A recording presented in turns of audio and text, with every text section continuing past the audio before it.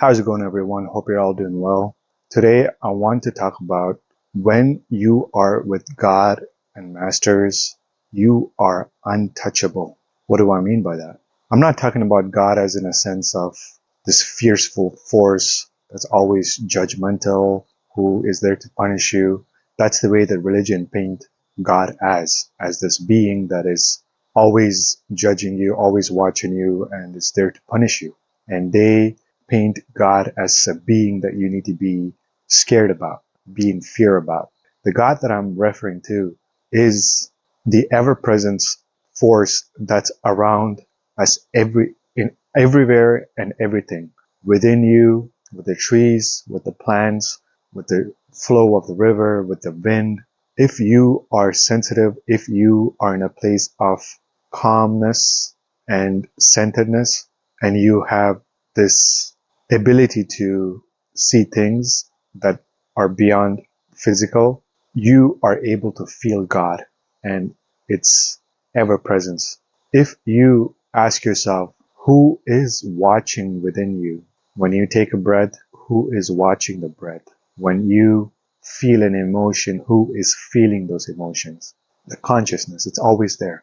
And it was always there for you when you were born, and it's there for you throughout your challenges, and it's there for you in times of great victories, great happiness, and it's there for you now, and it's going to be there for you for the foreseeable future and beyond, perhaps. So who's that force watching it? But first, you have to know that there's someone watching it. And when you know that, when you start to feel that, the consciousness itself, you can feel it, you will find that all it is just energy in its purest form. No matter what happens to you, if you can be with that force, that consciousness, that God, that's what God is. It's ever present. It's within you.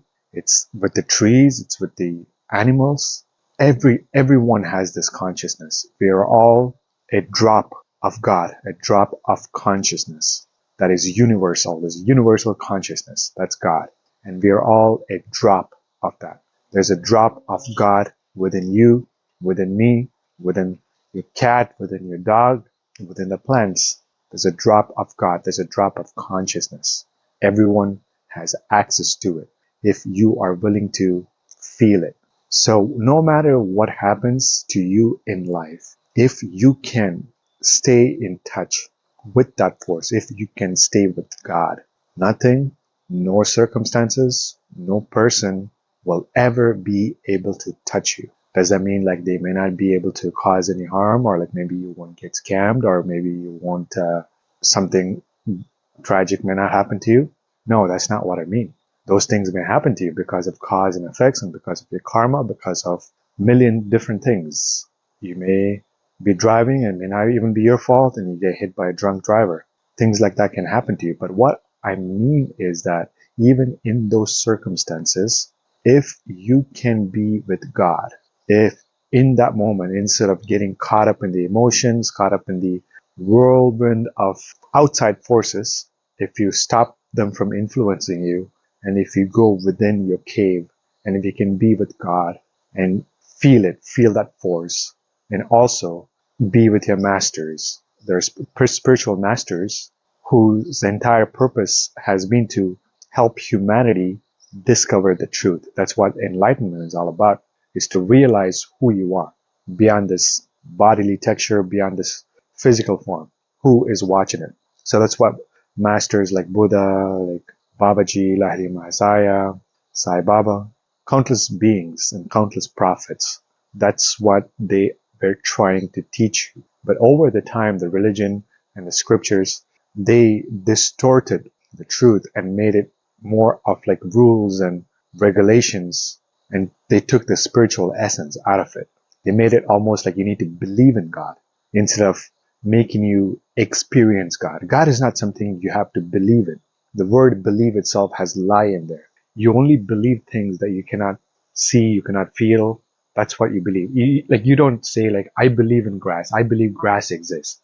That doesn't make any sense. You know that grass exists because you feel it. You feel the texture. You don't say, I believe there's grass there. You know it. So you can know God. You can know consciousness. It's not something that you need to believe in. And that's where the masters, like I mentioned, there's countless masters. You can look into it. Lots of sages, lots of saints, lots of prophets. If you look at their deeper messages, they were teaching people on how to go to God, how to experience God.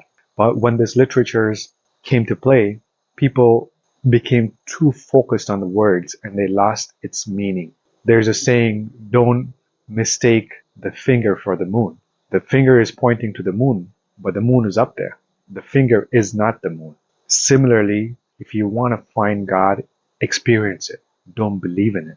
And no matter what happens in your life, tragic moments, not so tragic moments, happy moments, if you can always be with this ever present force of God, you will be untouchable. So even in tragic moments, for example, let's just say that someone is causing you trouble, or maybe you got scammed. If in that moment, if you can be with God, you will experience how limitless you are, how boundless you are, and how powerful you are, that you are not tied to this one singular experiences. Instead, you see that as an experience itself. You are thankful for it, you learn from it, and you move on. If you lose money, don't be scared about it. Know that countless amount of wealth is coming to you. You are not bound by anything. The God is not bound by anything. The consciousness, it's always there. It's the energy is always there. It's always the same. It's always constant. Even in those tragic moments, if you can be with that force, experience it within you, all around you, and also ask for protection from your masters, from your ancestors, from spiritual beings who are out there to guide you, you will be untouchable. Literally, people will feel a force around you that will make them think twice before they mess with you. You know, there's this saying in Bhagavad Gita, like the Bhagavad Gita is one of the most popular scriptures, spiritual scriptures, and on the first chapter, there is a discussion between the God, I think the God is called Krishna, and then his disciple Arjuna. So this story takes place on a battlefield.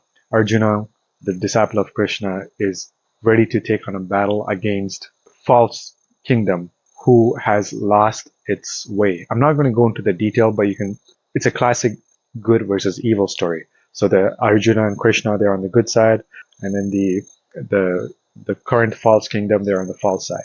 They commit sins, they act in a not so godly way, and Arjuna is tasked to kill them. And these people are his relatives. They are people he grew up with, but they lost their way, and now they are in an ultimate battle to kill the evil for good.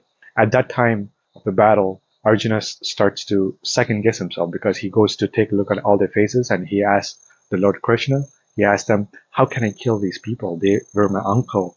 I cannot live with myself after I kill them.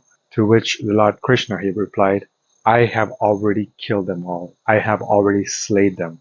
They're just waiting for you to take their head off. So this story is about when you are on the side of God, when you are with God, all your enemies are taken care of, even without you lifting a finger, and they will just fall off.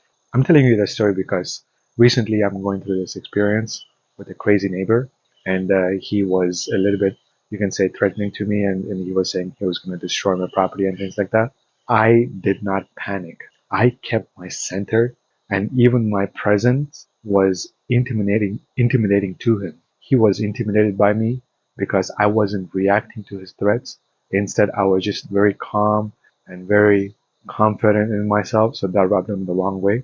And today I thought, like, he was going to do something, but he didn't. And when I was eyeing him down, he was very uncomfortable. He maintained his distance from me. So instead, if I was not with God, if I fell into his trap of being emotional, I could have committed something that he could have used against me. But since I had the ability to be with God, I let God take care of the circumstances. And it's peace. There's been no vandalism, there's been no danger, and I'm okay. So it goes to show that a lot of things can be avoided in life. Your karma can be resolved without you feeling the effects of it if you can be with God, if you're willing to release it. If you're not willing to release your karma, then of course things are going to happen to you that's going to make you forcefully release it. So All I'm telling you is take a moment to find and feel the presence of God within you, God around you. Nature is the best place for you to do it. Meditate and know that you are protected. There are forces that you can call upon to protect you. It's not any voodoo, or it's not any kind of like negative energy stuff. Like it's their actual beings. They're there to protect you because you are a powerful soul. Be with God. Be one with the universe. Until next time, my friends, be fearless.